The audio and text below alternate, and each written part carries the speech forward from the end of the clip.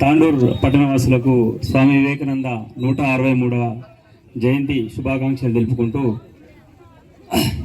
ఒక వివేకానందుడు మన దేశంలో తిరిగితేనే మన దేశం దివ్యమానం వెలుగొందితే, అలాంటిది 163 వివేకానందులు తాండూరు పుర పాలనలో తిరిగితే తాండూరు ఎంత దివ్యమానంగా పెరుగుతుందో అనేటటువంటిది చెప్పలేనంత ఆనందంగా ఉంది.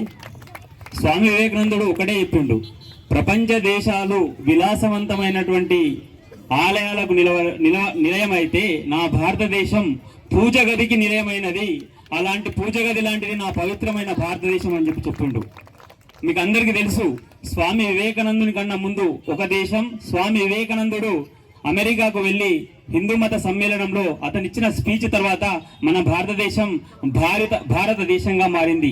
అంతకుముందు ప్రపంచ దేశాలు భారతదేశాన్ని బానిస దేశంగా భావిస్తున్నటువంటి ఆ మచ్చు తునకను స్వామి వివేకానందుడు కేవలం 5 నిమిషాల ఉపన్యాసంతోనే మన భారతదేశం బానిస దేశం కాదు, భారతదేశం అనేటువంటి ఒక సగర్వాన్ని, మన యొక్క దేదీవ్యమానాన్ని ప్రపంచానికి చాటి చెప్పిన ఒక మంచి వక్త అని చెప్పేసి మీకు తెలియజేస్తున్నాము.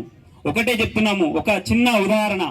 ఒక వ్యక్తి ఎంబడి 100 మంది ఉంటే ఆ వ్యక్తి యుద్ధాన్ని జయిస్తాడు. కానీ 100 మందికి ఒక వ్యక్తి ఉన్నాడంటే ఆ 100 మంది ప్రపంచాన్ని జయిస్తాడు.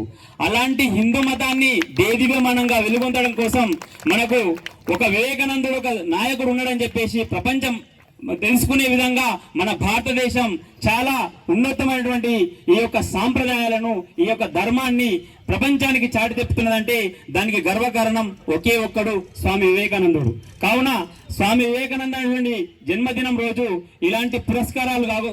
స్వామి వివేకానందుడు ఒకటే చెప్పాడు, నా యొక్క విగ్రహాలు పెట్టడం కాదు, నా యొక్క ఆశయాలను, నా యొక్క అభిమతాలను ప్రపంచానికి అందించండి అని చెప్పాడు. కాబట్టి స్వామి వివేకానందుని యొక్క ఆశయాలు ఏంది అని అంటే, ధర్మాన్ని కాపాడడం, మన సంస్కృతిని మనం విజృంభింపజేయడము. ఆ ధర్మో రక్షితి రక్షిత, ధర్మం మనం రక్షిస్తే, మనం ధర్మాన్ని రక్షిస్తే ధర్మం మనం రక్షిస్తుంది.